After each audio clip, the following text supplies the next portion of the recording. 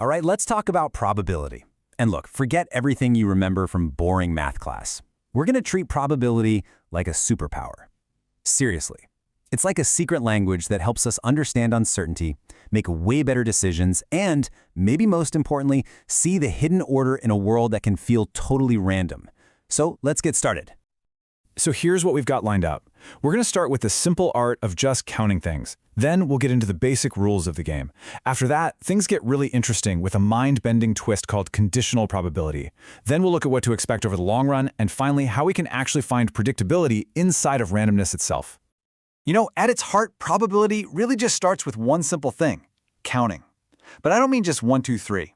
I mean having a system to figure out all the possible ways something can happen. This right here, this is the bedrock for everything else we're going to talk about.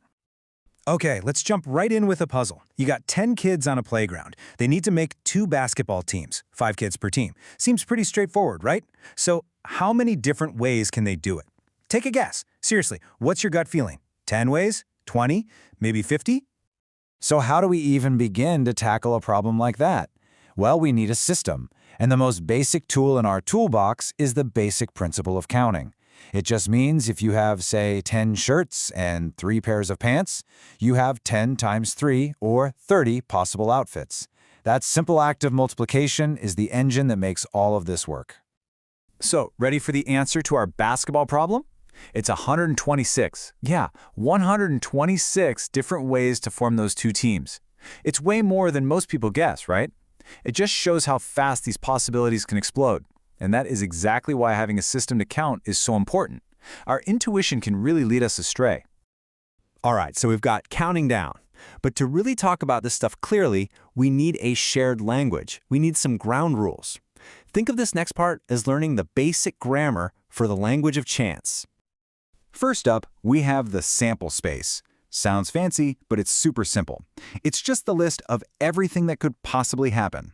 You flip a coin, the sample space is just heads, tails. That's it. It's the entire universe of possibilities for that one action. And then, within that big universe of possibilities, we have an event. An event is just the thing we actually care about. In our coin flip, maybe the event we're interested in is getting heads. It's the specific slice of that sample space that we want to measure. Okay, now for the 3 big rules that everything, and I mean everything, is built on. And honestly, they're totally intuitive. First, probability can't be a negative number. Makes sense. Second, the chance that something in our sample space will happen is 1 or 100%. Duh. And third, if 2 things can't happen at the same time, the probability of one or the other happening is just their individual probabilities added together. That's it. Every complex formula comes from these 3 simple truths. Okay, this is where it gets really, really cool. We're going to take those simple rules and build them into something incredibly powerful. This is where we see how just a little bit of new information can totally flip the script on what you think the odds are. Let's put you in the hot seat for a second. Imagine you take a lab test for some disease and the test is 95% accurate. You get the results back and it's positive. So, how worried are you? Your gut instinct is probably to panic, right? I mean, 95% sounds pretty definite, but is it? Okay, let's look at the numbers here, because this is where the magic happens. Let's say this disease is pretty rare. Only about 0.5% of people have it. So in a city of 200,000, that's just 1,000 sick people. Now that 95% accurate test, it'll correctly catch 950 of them. But here's the kicker. It also has a 1% false positive rate. So out of the 199,000 healthy people, nearly 2,000 of them are going to get a false positive result. So, what does that mean for you? If you test positive, what's the actual chance you have the disease? Get this, it's only about 32.3%. That's a world away from 95%. And why? It's because the number of healthy people getting false positives, that group of 1,990, is way bigger than the number of sick people. So your positive test just means you're in a group of about 3,000 people, and only about a third of them are actually sick. What we just pulled off, that's the power of conditional probability. It's not just about the probability of being sick. It's about the probability of being sick given that you already know you tested positive.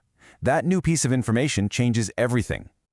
So we've been talking about one-off events, right? A single test result, a single coin flip. But what happens over the long haul? How do we use probability to figure out not just what could happen, but what we should actually expect to happen over and over again. To do that, we need this tool called a random variable. And again, don't let the name scare you. All it does is stick a number onto every outcome.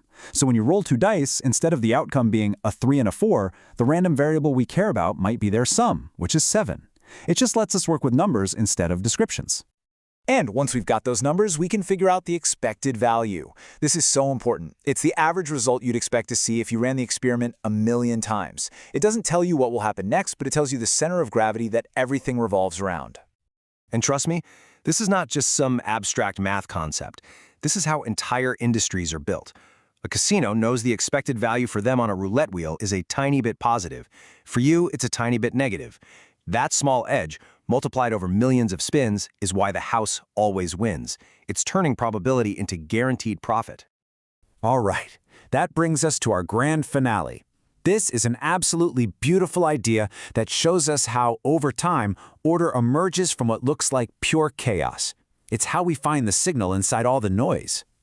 It's called the law of large numbers, and it makes a profound promise. It basically says, if you do something enough times, the results you actually get in the real world will get closer and closer to the theoretical probability. The messiness of the short term smooths out into the beautiful predictability of the long term. You can literally see it happen here. Say you flip a coin 10 times. You might get 6 heads, 60%. That's not weird at all. But flip it 1,000 times, you're going to be way closer to that perfect 50-50 split. 1,000,000 times, the difference will be tiny. All that randomness starts to cancel itself out, revealing the true probability hiding underneath. So we end on this thought. We've shown that even something as wild and unpredictable as randomness actually follows rules. It has a hidden structure. So the question to leave you with is this.